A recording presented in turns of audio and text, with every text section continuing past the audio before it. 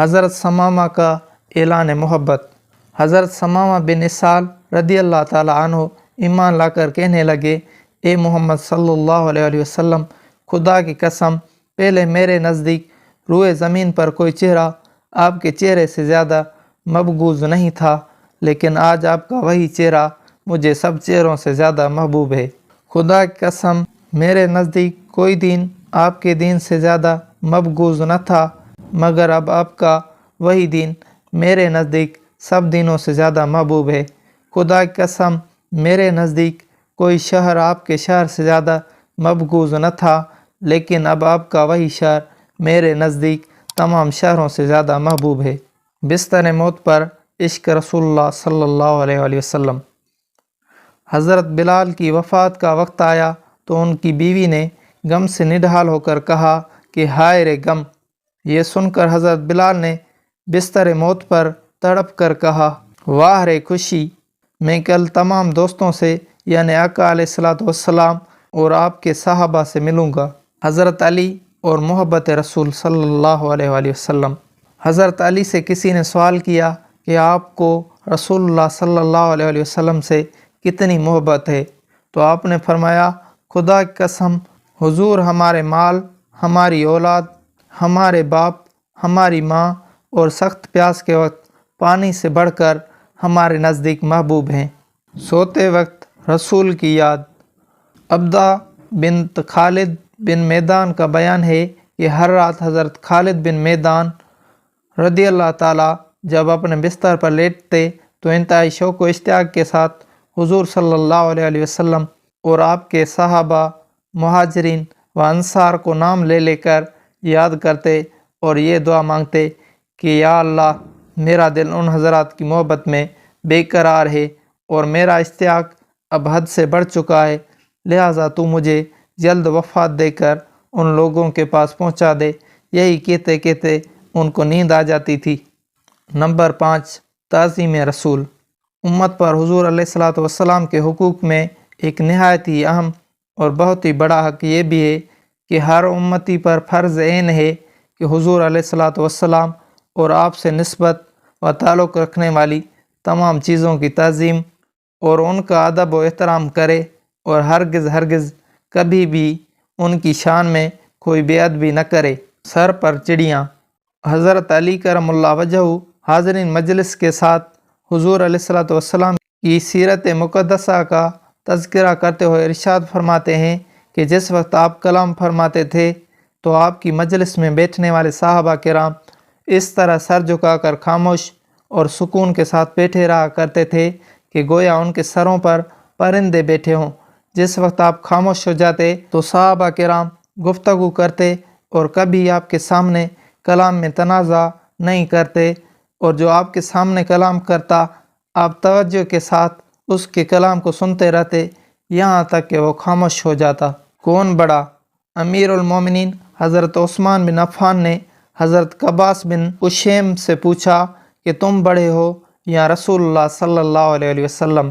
انہوں نے کہا کہ بڑے تو رسول اللہ صلی اللہ علیہ وسلم ہی ہیں، مگر میری پیدائش حضور سے پہلے ہوئی ہے۔ حضرت براء رضی اللہ عنہ کا ادب۔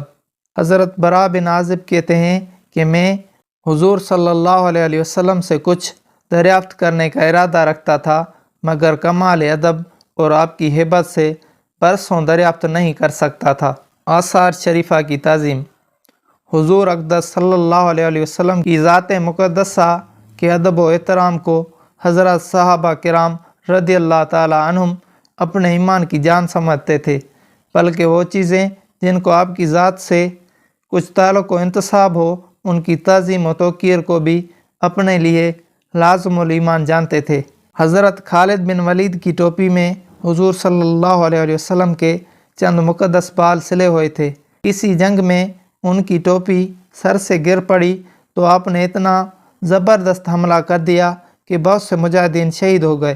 آپ کے لشکر والوں نے ایک ٹوپی کے لیے اتنے شدید حملے کو پسند نہیں کیا۔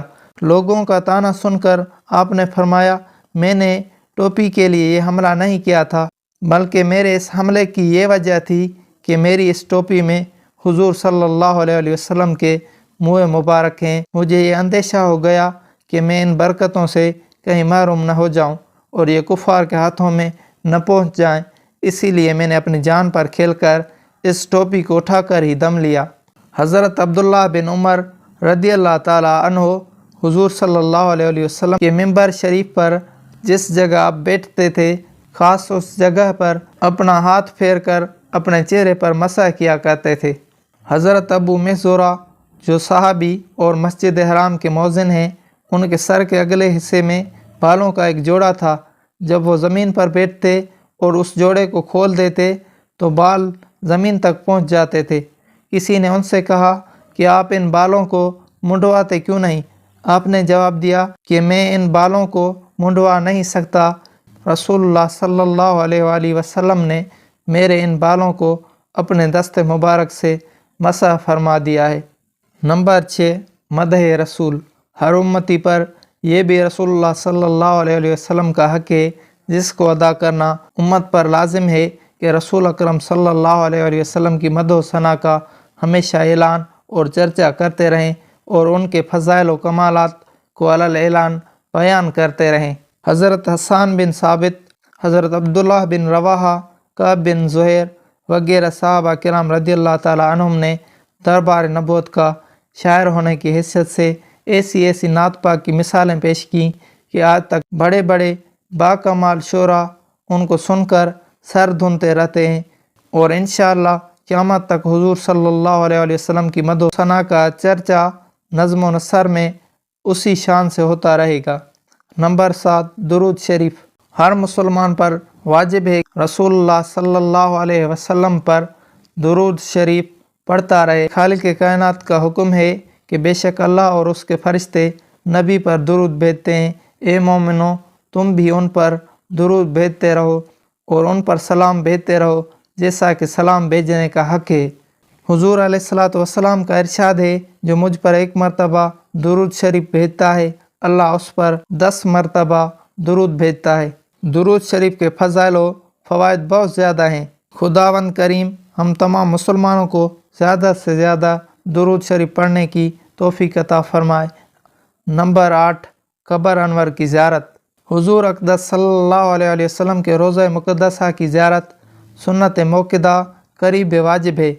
اللہ تعالیٰ نے قرآن مجید میں ارشاد فرمایا، اور اگر یہ لوگ جس وقت کے اپنی جانوں پر ظلم کرتے ہیں آپ کے پاس آ جاتے اور خدا سے بخشش مانگتے اور رسول ان کے لیے بخشش کی دعا فرماتے تو یہ لوگ خدا کو بہت زیادہ بخشنے والا مہربان پاتے۔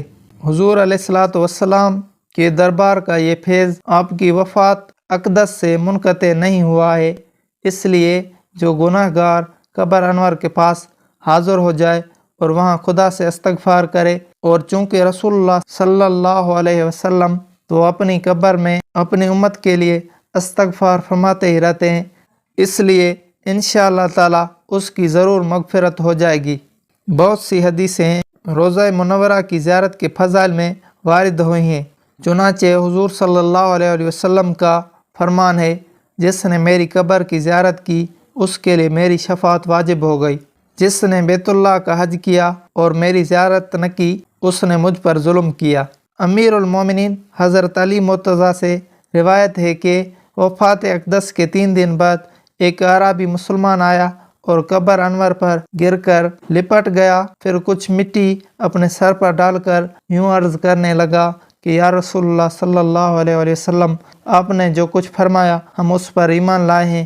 اللہ تعالیٰ نے آپ پر قرآن نازل فرمایا جس میں اس نے ارشاد فرمایا وَلَوْ أَنَّهُمْ إِذ ظَّلَمُوا أَنفُسَهُمْ، تو یا رسول اللہ صلی اللہ علیہ وسلم، میں نے اپنی جان پر گناہ کر کے ظلم کیا ہے، اس لیے میں آپ کے پاس آیا ہوں تاکہ آپ میرے حق میں مغفرت کی دعا فرمائیں۔